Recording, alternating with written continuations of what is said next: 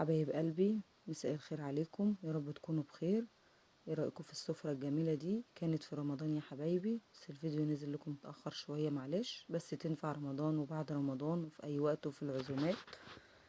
ايه رأيكم في الجمال؟ ورق الكرنب كده مع لسان عصفور مع البتنجان والكوسة مع صينية الفراخ الجميلة الخطيرة دي، طبعا ورق العنب. ملك السفرة، غني عن التعريف. قبل ما نبدأ الفيديو بتاعنا نصلي على النبي حبايب قلبي. طبعا اول حاجة انا حاطه الميه على البوتاجاز بتغلي عشان اسلق ورق العنب، والورق الكرنب طلعته من التلاجة عشان يفك. هغسل ورق العنب كويس، اغسليه كويس من الاتربه، انقعيه شويه وبعد اغسليه مره واتنين وتلاته، نضفيه كويس، ولو في خل حطي بس شويه خل في الميه، ده جميل جدا. بس خدي بالك منه، لو مش هتاخدي بالك منه ما تحطيش الخل. بنغسل كويس كده الحاجه ونسيبها تصفي ميتها، وبعد كده ايه، اهو بوريكم كده ورق العنب بتاعنا اهو خلص. احب اشكر حبايبي اللي بيدعموني من جوه مصر ومن خارج مصر. دلوقتي هذه الخضره بتاعتنا برضو اهي، غسلتها كويس ووريها لكم، بسيبها في الميه برضو تنزل كل اللي فيها. ادي كده ورق العنب بتاعنا حطيناه في الميه، وبعد كده هننشيله. اهم حاجه نشيليه على طول ما يغير اللون بتاعه علشان ما يتهريش منك، تبقى الورقه بتاعته اتهرت، وتحطيه على جنب يبرد. ادي الكوسه والبتنجان بتاعنا برضو بحب اغسله يا جماعه قبل العمايل وبعد العمايل. بحب انقي الكوسه والبتنجان اللي انتوا شايفينه الصغير ده، علشان ايه، يبقى حلوه كده لما تحشيها يبقى شكلها جميل. ادي كده حطينا 3 4 معالق من الزيت، ونزلنا ب5 بصلات كده عملناهم في الكبه، شلنا منهم جزء للفراخ المشويه وحطينا الباقي. ادي المحشي قدامكم يا جماعه بكل تفاصيله. حطينا ليه معلقه الفلفل الاسود عشان تاخد من نكهه، وانتي بتعملي كده يبقى ريحتها جميله. قرن فلفل حامي مع 5 6 فصوص من الثوم. كل ده يدبل في بعضه، وبعد كده ننزل الطماطم بتاعتنا اللي احنا فرمناها في الخلاط اهو. انا ما بحبش احمر البصله يا جماعه. وكده برضو بحط ايه، معلقه سكر برضو في الخلطه. دلوقتي دي تتبيله المشويات، طبعا كلنا شطار وبنعملها، بس اقول لكم 2 طماطم، قرن فلفل، 3 4 فصوص من الثوم. دلوقتي البهارات بتاعتنا فلفل اسود، كمون، ملح، مكعب ماجي، ورق لورا، قرفة، نص ليمونة عصرناها، وبعد كده معلقتين 3 من الزبادي ومعلقتين من الصلصة المعلبات زي ما انتوا شايفين، وسيبناها على جنب. بعد كده مسكنا الفراخ بتاعتنا بعد ما غسلناها كويس وسيبناها في محلول النقع بتاعنا اللي هو ملح وليمون، ولو متاح خل حط، مش متاح خلاص، وشوية من الدقيق. بعد كده غسلناها كويس وطلعناها زي ما انتوا شايفين كده. حابة افتحها بالطريقة دي تبقى طريقة جديدة، لان زهقنا من الطريقة التقليدية، فحبينا نعمل بطريقة تانية وعشان ما نزهقش من الاكل. بس الطريقة دي جميلة ومخلية الفراخ طرية وجميلة كده وشاربة من الخلطة بتاعتها جميلة.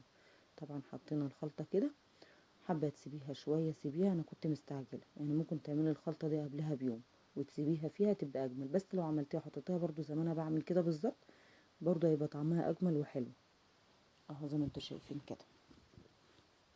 ما تنسوش معلقة السكر اللي حابب يحطها برضو في الفراخ وفي الصلصة. ادي يا حبايبي بقول لكم اهو، ادي كده حاجاتنا اهي، غسلنا كل حاجة وظبطناها، وادي الكوسة بتاعتنا سبت اخر كام واحدة فيها كده اوريها لكم. دي طبعا الحوايج، عملت شوربة للمحشي، طبعا احنا نعمل فراخ مشوية فنعمل شوربة. وفي الحلة التانية حطيت الفراخ تاخد نص غلوة على البوتاجاز، وبعد كده هزقها في الفرن اهو. ادي كده الرز المحشي بتاعنا مغسول ونضيف يا جماعة، هو اصلا جاي نضيف، الشكارة اللي بجيبها الرز بتاعها نضيف ومغسول. لو انت شاكة في الرزاية اغسليها الاول. انا ساعات بغسل الرز وساعات بيكون الرز نضيف ما بغسلوش. طبعا البهارات بتاعتنا المعتاده اللي انا ما بغيرهاش، الملح الفلفل الاسود الكمون، ما بزودش. لو في بهارات لحمه بحط، في بهارات فراخ بحط. زي ما انتوا شايفين، شوفوا لون الصلصه عامل ازاي، والفراخ لما فتحتها عامله ازاي. طبعا دي كلها تنزل بالصلصه عليها ونزقها في الفرن بقى. دي اكله المستعجلين في الفراخ لو حابه تعمليها في اي وقت اهو. زي ما انتوا شايفين كده كانت ريحتها فايحه، كنا صايمين يا جماعه، بس كانت خلاص اهي بزقها في الفرن. ودي عروق الخضرة. انا بحب اعمل الازرق تحت الاول يا جماعة، اول صف كده من تحت عشان حتى لو اتحرق ولا حاجة يبقى اول صف. وانا بحب اكله. ادي محشي كرنب معانا خلص. ودي ايه بوريكم برضو ورق العنب. معلش انا مسرعه الفيديو يا جماعه عشان هو طويل جدا، بس بالله عليكم كملوا معايا الفيديو للاخر وما تنسونيش في اللايكات والتعليقات الجميله اللي بتفرحني. بحبكم في الله. قولوا لي كده طريقتي بتعجبكم في الاكل ولا لا؟ بصراحه ربنا يخليكم ليا يا رب. بحبكم في الله وادعموني وادعوا لي دعوه حلوه. طبعا انا بس كده الحاجه قدامكم اهو.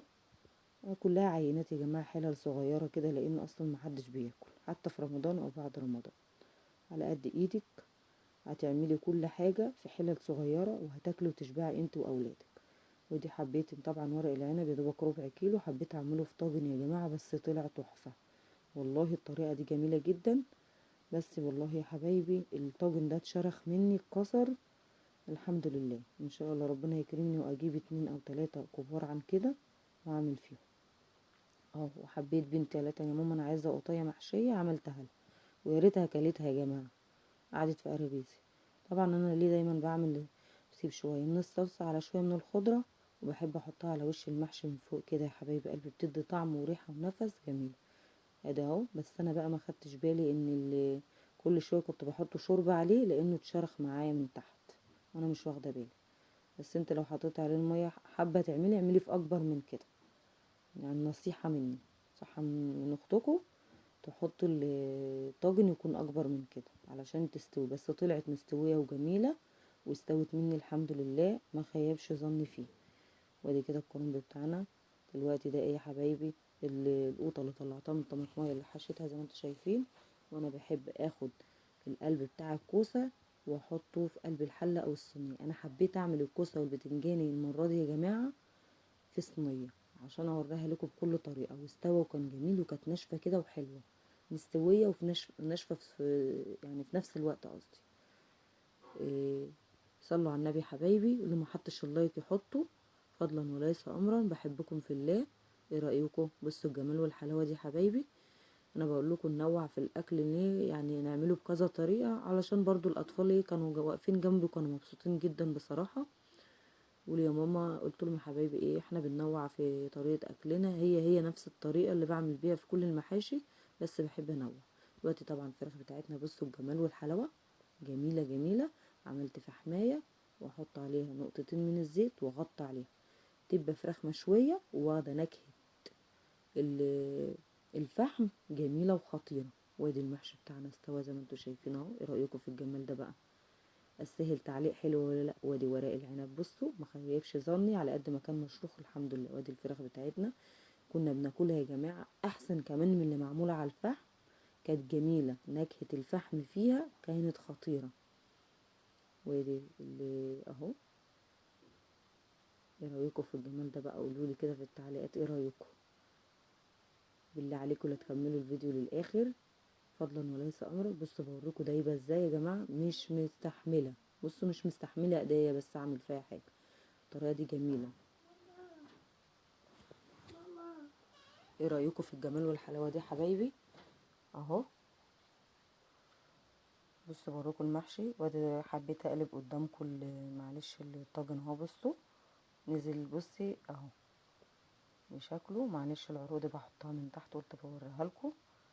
بصوا كان جميل وخطير والله يا جماعه، كانت ناشفه وحلوه كده وكانت جميله.